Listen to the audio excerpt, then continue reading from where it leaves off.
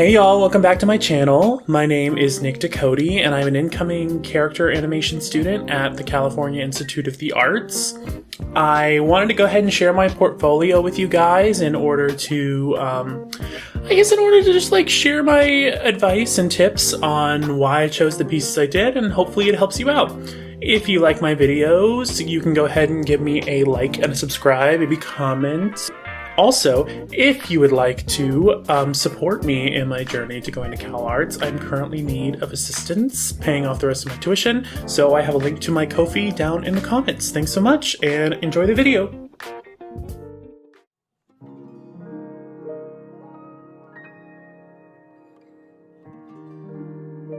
So the first piece in my portfolio in the figure drawing section is called A Twinkle in My Eye, which is 3 figures done in graphite on newsprint, scanned in digitally and edited together. This is a piece by my former partner, Billy, and I just did 3 poses, kind of telling a story of them slowly undressing over the course of this session we did where I drew them. And I thought it was really good because I think it showed that I could draw the same figure more than once without overcomplicating the piece and putting in too many figures. The next piece I chose was a series of drawings I did of a popular model over at the Creative Arts Center in Dallas. Shout out to Mary, my favorite figure drawing teacher. With this one, I used several different methods. So for the ones on the very left and the very right, those were graphite. For the ones in the middle, those were a mixture of ink and watercolor.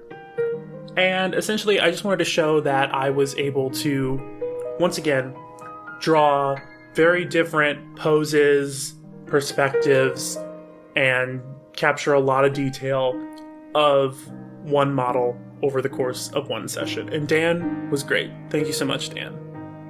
The next person I wanted to capture was my friend Ariana. I actually did this at work. At the time, I was working as a performer at a hotel, and one of our costume character performers was a dancer, and I just said, hey, do some poses for me. So I wanted to show that I could do quick gestures that were expressive, that showed movement, that showed flow.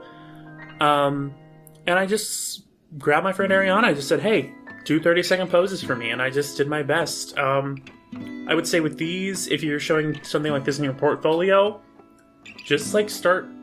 I would say whenever you're drawing these, don't be afraid about getting perfect lines, even proportions. I would suggest just working on getting the movement and the form down every single time. So for the next one, this is called Gina the Goddess. Now this was a model that I also drew a few times at the CAC, and she was a really sweet gal. And I just wanted to show that even if it wasn't my strongest suit, I could still take a crack at painting. And I wanted to show that I had some practice with watercolor, was trying to expand. So this is just a pretty simple, stagnant pose of a girl laying down. But I liked the perspective and I liked the colors. Now, this next one is a pretty funny one. This is called Sexy and Salmon. It's my friend Josh. We were bored babysitting Santa one day, and I just decided to draw him like 4 different times. Josh is a great friend of mine, and I guess with this one, I kind of wanted to show that like I had a little sense of humor with like the title and the poses. And yeah, so this is my friend Josh. This next one was a doodle I did of another friend of mine. And with this one, I really just kind of wanted to show that I could push the perspective and make strong choices with lines. And this is specifically one that I did with pen and then colored in digitally. And a little tip about coloring digitally, you want to make sure that whatever you color in, whenever you color block, is going to elevate the piece. With this one, I really tried to make sure that the figure was elevated more than anything. And I still wanted to highlight the chair, but I didn't want to over-highlight it. It's a very hard, like, what's the word? Balance to mix, but I think I found it nicely, and like I said, less is always more. So on to the 7th piece in my drawing. This is one of a model named Dan, who you saw previously in my portfolio. A little piece of advice: when you do show different pieces but the same model, I always try to ask myself when I was making this portfolio, like, what was I showing different? And with this one, I wanted to show a slightly different medium, which is brush pens. And mainly I just wanted to show, once again, that I had line confidence and a sense of fluidity and movement and expression with my figures, even if they were laying down. And that's what I tried to show with this one. Now for number 8, this one's called Musical Theater Baddie. This is my friend Anna Parcham, and she's a very, very nice person who I've gotten the pleasure to work with and perform with over the years. And she answered a little message I sent out about wanting figure drawing models. And she just had some fun lingerie that she wanted to pose with on a chair. These were very quick. I think each one was about 2 to 3 minutes. And speaking of time length, you're going to want to make sure that you show a variety of time lengths with your pieces. So like this one specifically was, like I said, 2 or 3 minutes each. And if we go on to the next one, number 9, Bangs, this one I think was about that same amount of time. This one I just kind of focused on the upper body and getting the expression and getting in close. I wanted to show, I don't know really what I wanted to show with this one. This one I just kind of liked. Some people told me not to put this one in because it didn't have the entire body, but honestly, I just really liked the perspective, and I liked how I captured the shadows, and I just really liked this model named Gina. She was very sweet.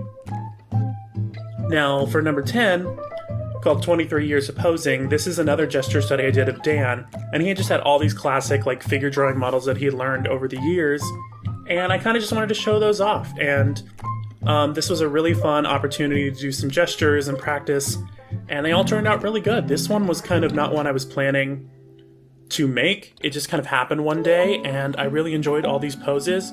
These were a collection, I think, of like 3 different pages that I kind of put all together on one, and I just kind of wanted to show that I'm always practicing gestures and I can get different figures within a gesture. Now, number 11, the dance teacher sleeps tonight. This is a funny one about a really cool model I had when I was doing figure drawing named, I believe her name was Caroline.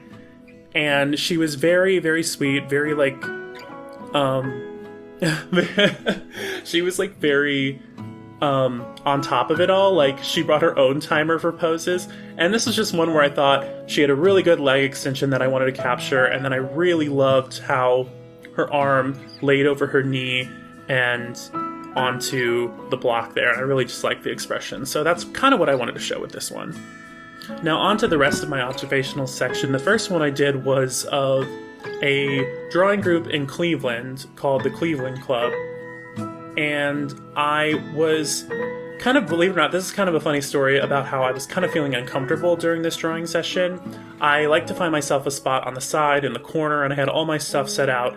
And then about 2 minutes into the drawing session, 3 people came in late. And since they didn't have a limit for how many people could join, they got scrunched into my corner, and I kind of lost all my like personal space. So I decided to kind of go to the back of the room and just draw the room, and that's what came out of this. So this was about an hour and a half drawing of just the room around me. I was really focused on the perspective and just kind of like seeing what all I could capture in this one drawing. And I thought it turned out really nice. I'm really proud of this one. This next one is of my friend Joy. I call her Joy the Recluse because she's so amazing at saying no to social events if she does not want to go, which I really impress her for, because I'm really impressed by her for, because I am so incredibly always feeling FOMO. So it's really hard for me to say no to social events, but she's a master at that. And I just captured her once in the dressing room. This is a prime example of if you aren't feeling like live model labs or live drawing labs or something you have access to or aren't feeling like you're comfortable with, you can always draw people around you. And this was one of my coworkers and friends and she was just posing on her phone in the dressing room, and I said, let me get you real quick. Let me draw you. And she did great. And I like this one specifically too, just because I think it shows somebody just kind of doing their thing. Dressing Room Madness. So during my last fall show at Cedar Point, I had just like so many little props and makeups and brushes and little just things around me, and I just kind of wanted to show that I could draw physical objects, but like lived in a space. And I guess I just kind of wanted to I just thought it'd be a cool concept for an image of just drawing not only not only drawing these, but then drawing the reflections in the mirror to the best of my ability. Now, you can see sometimes I didn't get the reflections in, but that was because they were being used when I would draw things. So, I tried to do my best, but I think I really enjoy just the variety of shapes that I was able to capture with this one. And I always love a panoramic view. For this one, Sitting Pretty, I just wanted to capture my friend Ashlyn one night while we were babysitting Santa. I just think she did such an amazing job with this pose. I don't know why. I think I really wanted to show the perspective, honestly. So believe it or not, here's a little tip for like drawing perspective. I would start on the part closest to you and move back. A lot of times people start from the thing farthest away, and I like to start from the thing closest. So I started with her shoe and then started moving all the way back to her body and then finished with her leg at the end. And I thought it turned out really nice, and I just kind of enjoy the kind of whimsical nature of this one, of her just chilling. Now this one, okay. Now this one is an animal study I did for the CalArts Extended Studies courses. I didn't get a chance to do a lot of animal studies just because I really didn't think about it until I got close to the portfolio that I didn't have many. And so I kind of had to use this one from that one. Also just because I really like this one because I think it just shows my sense of humor, which is that I can be very girly pop slay, work diva, all that. And I kind of just wanted to show that, like, even if something is a little bit like, even if I'm showing like a lot of like color blocking and digital editing, all of this was still done with traditional medium, like all the line art. And I just kind of took it to a new level of like silly and tried to show my humor with the digital color blocking. So next in my observational section is La Plante. Now La Plante is a blind contour drawing, so essentially these are very useful exercises for learning line confidence. And essentially what I did was I looked at a plant and I didn't look down at my paper, and I just started drawing. So I drew this really cool hanging plant that was in my partner's home. I spent about, I want to say like 10 minutes on this one. It was a lot of fun. I really enjoyed it. I thought it was a fun exercise and ended up turning out being really nice. So once I got done with the line art drawing in pen, I then did some watercolor washes, and I think it turned out really nice. I had a great time drawing this one. And I just kind of wanted to show that I was tackling multiple different things, not just people and animals. Downtown Sandusky. Now this next one was a doozy. This one took me like 2 hours. I was in the freezing cold in Ohio, and I just really wanted to get a good drawing of downtown. It was an area that I lived in, and I wanted to show more about my day-to-day life. And I also just wanted to draw an outside space that didn't focus on people. And I really wanted to focus on the cars and the space around me. And so I picked a bench downtown right outside my favorite coffee shop, and I just started drawing. Now, the cars in red are where cars parked that weren't there originally. And so I did my best to kind of signify that with the red ink, that there was a change there, if that makes sense. And I really like how this one turned out. I really love those fisheye lens type style panoramas, and that's kind of what I want to show with this one. It's a lot of fun. This next one is called Santa Baby. And so one of my coworkers named Rich gets a chance every Christmas to play Santa. And essentially these were two different views I got him. The one on the top is him behind the scenes, and the one on the bottom is him when he's on deck, ready for the kids to come see him. And I kind of just wanted to do a fun one. This one doesn't really show anything specific to me that I was trying to showcase. I think it was just a fun idea for another observational piece. And I also liked using markers. Now this one, Mr. Smith's Cafe, is kind of one of the ones I'm kind of also really proud of, because it is a piece I did just sitting in a coffee shop, and while some of the perspectives weren't always correct, I really just enjoyed taking in the entire space and drawing what I could and getting as much detail as possible. And this one was a doozy. It definitely took about an hour and a half, but I think what came out, I think I was really proud of. I really enjoy using different colors of pen to signify different areas of the drawing. I think it really helps break it up and adds more depth and character to the piece overall. Now, that finishes my observational section, but next we're going to take a look at my creative section. So, just a few pointers about the creative section. I talk about this in my other video about like how I got into CalArts, I think, LOL, dropping, I guess, that link here or somewhere else. And essentially, the idea is that with your creative section, you are pitching stories. And so I actually had a few stories that I was trying to pitch. And so the first one I wanted to pitch was a kind of like a sci-fi piratey adventure one called Eternal. And you can read the description hopefully on screen at the moment, but essentially it was about a group of misfits making their way through the galaxy. It's a very classic sci-fi story that is kind of one that I've always been drawn to, of being with a bunch of strangers and learning to love them as found family while battling space aliens and that sort of thing. So this one was kind of fun. I tried to make sure every character was a different archetype, and clearly you could tell some kind of story element and something about their character in each pose, because I only really had one chance to show these characters. Now, the next few are storyboards I did of when the crew meets Luans, and with this one, I just kind of wanted to show that I was working on storyboards, that I could tell sequential storytelling, and more importantly, like, just show, like, kind of my own sense of humor. As you can see, the droid gets knocked out, there's some funny banter between the characters, and then it leads to the crew meeting one of the big characters, and I just thought it was a fun little way to show that, like, it was just a fun way to show storyboards for one of my ideas. The next idea I had that I wanted to show was called Margot and Diggs, and it was about a cyborg woman making her way through a post-apocalyptic America with her reprogrammed hound droid named Diggs. And this was an assignment I did for the summer extended studies courses, and I really had a fun time with this one because I think it got to show different poses, different emotions, how these two characters interact. I think that's very important. Some advice I got was to put them on separate pages, but considering how integral their relationship would be, I wanted to show them both on the same one. And then the next piece was a storyboard I did for these characters, just to kind of show that, like, I was thinking about, like, this one was another assignment, but this was an assignment that I wasn't allowed to use dialogue for. And the assignment was to pick a prompt and have your two characters reenact that prompt. And so for this one, it was crossing a river.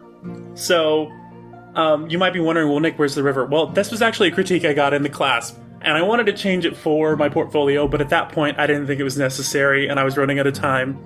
But essentially, it was how to cross a highway was really the story here. And I think it's a great way to show my storytelling, abilities. Now, this one is kind of, I guess, my magnum opus of the portfolio, which is a story about a drag performer in like the 1920s or 30s named Molly Dolly. And it's essentially just like kind of like an old-timey Betty Boop character who I wanted to kind of tell the stories of like queer performers back in the days when it was too dangerous to be out. And don't get me wrong, it's still kind of dangerous now in a lot of places, but back when even in places like New York City, it wasn't accepted. And I wanted to kind of highlight with this story that, like, each space represented a different monochromatic story. So on stage, when she's the persona, she's in a fantasy world. So everything's kind of pink and red. It's a fantasy. And then behind the scenes, it's a warm yellow-orangish monochromatic palette that tells the story of that she feels safe and warm. And then whenever she steps out into the real world, it's cold and it's brutal and it's dark. And so that's why I did the blues. And I continued that on into the next piece, and I explained what these monochromatic elements represented here as well. Now, this one was kind of a last-minute addition, and honestly, it wasn't my favorite looking back on it. I don't feel like it was my strongest work, but I kind of threw it in just to show that I was viewing this character as kind of a burlesque one, and I showed kind of a sequential story too with the taking off of clothes and how she might slowly reveal this to the audience, and I thought it was just fun. And these were some more like keyframes, I guess, in my mind of like her big show-stopping number at the beginning of the story, her being introduced in a big heart-esque what's it called? Ostrich feather, like boa that made like a heart, and then she reveals herself slowly as the heart begins to break, and she goes up to all these men and like the ooh la la of it all, and then reveals her name in big glowing lights. Very Broadway, very cabaret.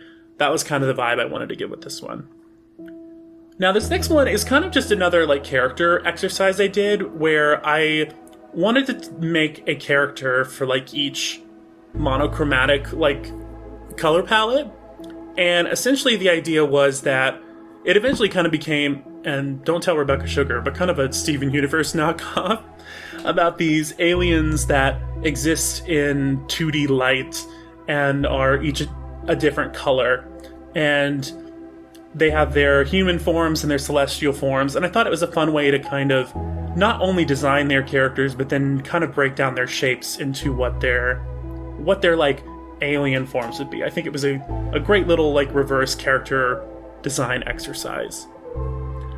And then lastly, this one was just kind of like one that I kind of threw in because I realized I didn't have a lot of backgrounds in my portfolio, and I wasn't sure exactly what this piece was for story-wise, but I think it did tell a story, which is like, here's this normal looking bridge that it's actually the Cape Girardeau Bridge, where I went to school for my first degree.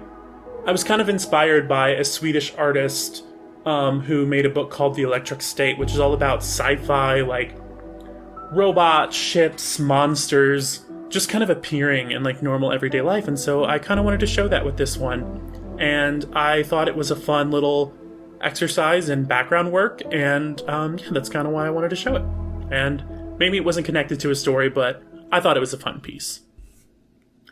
Now that concludes my portfolio. If you would like to look at my sketchbook, that is on my page currently. If you'd also like to watch my other video called How I Got into CalArts, I think those are both good informational videos that'll explain to you my process of getting into the school, and I think will help you get started on your journey if you're looking to go to CalArts, and I hope that all helps you.